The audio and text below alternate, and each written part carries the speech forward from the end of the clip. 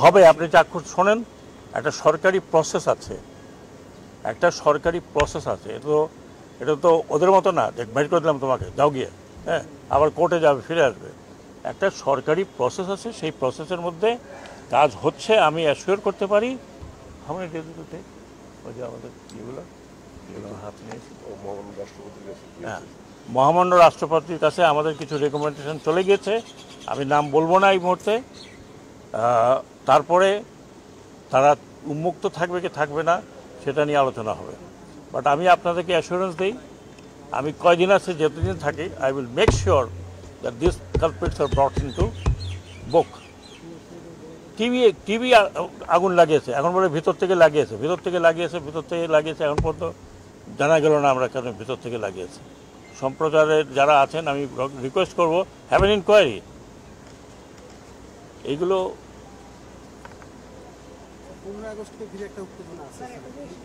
সেটা as far as police is concern, এখানে আমাদের সেক্রেটারি সাহেব আছেন, as far as police is concern. আপনাকে আরেকটা কথা বলি, আমি আর নিজের বোস্ট করছি না, আমার অ্যাসুরেন্সে পুলিশ মাঠে নেমেছে, অ্যান্ড পুলিশ নিজেরা বলেছে যে স্যার আমরা লজ্জিত। যখন আমি বললাম যে আপনাদেরই একটা মা বাপ ছেলেকে বলতেছে ছেলে মারা গেছে, বলছে কয়টা বুলেটে একটা ছেলে মারা যায়। আমার সাথে এই কয়দিন পুলিশের লম্বা নেগোসিয়েশন হয়েছে, আপনারা জানেন, 5 ঘন্টা টক টু দেম। কালকে রাত্রে ওই যে যাদেরকে চ্যুত করেছে পুলিশ, আপনারা কেউই দেখেন নাই, আমি রাতে 9টার সময় যমুনার সামনে 2000 পুলিশকে আই কনফ্রন্টেড স্ট্যান্ডিং দেয়ার।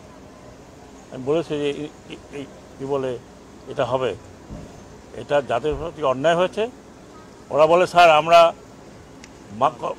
ওই পথে যাইনি দেখে আমাদেরকে সরিয়ে দিয়ে আমাদেরকে বিভিন্ন কারণে চাকরিচ্যুত করেছে। আমি তাদেরকে অ্যাসুরেন্স দিয়েছি যে ইনশাল্লাহ we will see, will bring them back.